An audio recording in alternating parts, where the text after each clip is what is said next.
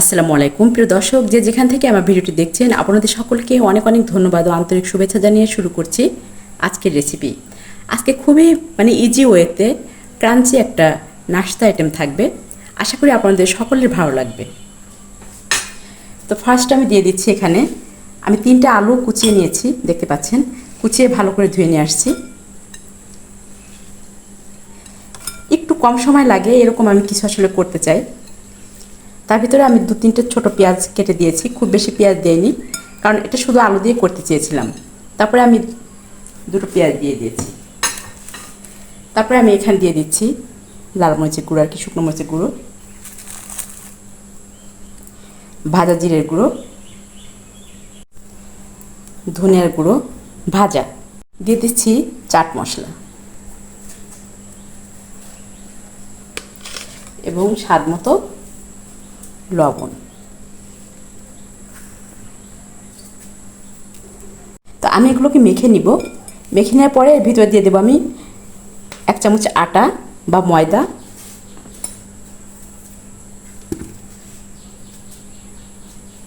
1 table চামচ আমি আটা দিয়েছি, আপনারা চাইলে ময়দা দিতে পারেন। এবং এটা যাতে আরও ক্রিস্পি হয় সেজন্য আমি দিয়েছি কর্নফ্লাওয়ার।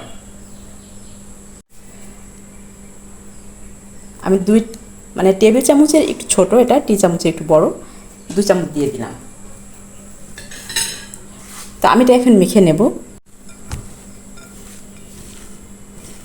আচ্ছা, আমার এটা কিন্তু মাখানো হয়ে গেছে, এই লেভেলেরই হবে, এর থেকে বেশি আমি কর্নফ্লাওয়ার বা আটা ময়দা দিব না। এটা এরকম ভাজলে এটা খুব ক্রিস্পি হবে।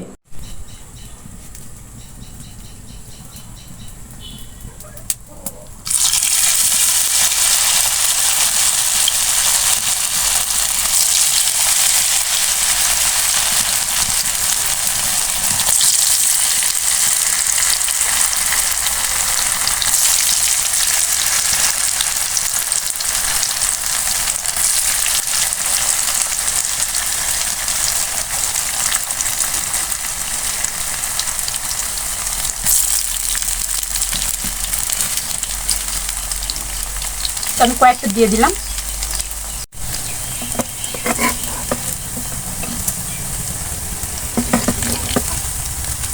এই পাশটা সুন্দর কালার আসছে, আমি এগুলোকে উল্টে দিচ্ছি এবং কিছুক্ষণ আমি ভাজলে এটা খুব ক্রিস্পি ভাব চলে আসবে।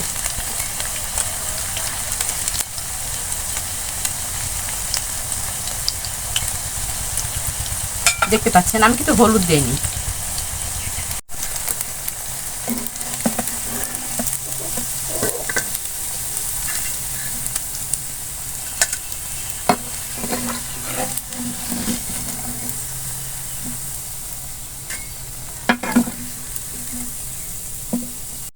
আলু দিয়ে যে এত সহজে নাস্তা হয় আমি কিন্তু সেটা করে নিয়ে চলে আসছি, খুব সহজে, খুবই মজাদার, কোনো ঝামেলা নেই।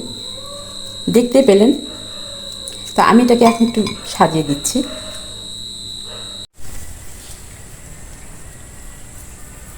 দেখেন কি চমৎকার রং হয়েছে পেঁপে গাছের, আর কি সুন্দর বেগুন গাছ হয়েছে, ধনিয়া পাতা, পেঁপে গাছ, একটু পরপর পেঁপে গাছ, 50টা পেঁপে গাছ লাগিয়েছে। আর দেখেন কি সুন্দর ধনিয়া গাছ হয়েছে পুকুরের চারপাশে, উঠানের আঙিনায়, শশা বাগানে প্রচুর ধনিয়া বুনেছে।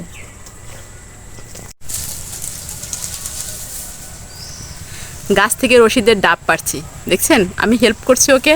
ডাব খাবো, শীত চলে আসছে তো শীতের আগেই কিছু ডাব পারলাম যে খাওয়ার জন্য।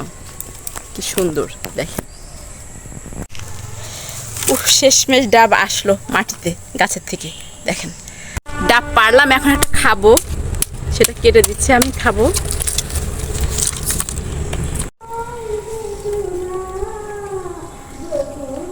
এবার খাই, বিসমিল্লাহ।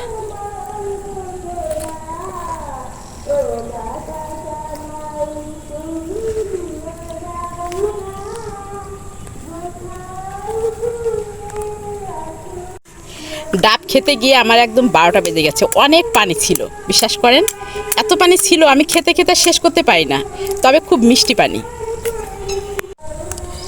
দেখেন এই হচ্ছে একটা, আর এই হচ্ছে আর একটা। তাহলে কত মানে ছিল ডাবটায়। খুবই কম সময়ে খুবই মজাদার একটি নাস্তা, ঝামেলাবিহীন, খরচ কম। অবশ্যই আপনারা ট্রাই করবেন এবং আমাকে কমেন্টে জানাবেন। আর যদি ভালো লাগে অবশ্যই আমার চ্যানেলটিকে সাবস্ক্রাইব করে আমার পাশে থাকবেন। তো সকলের সুস্বাস্থ্য কামনা করে আজকের মতো আল্লাহ হাফেজ।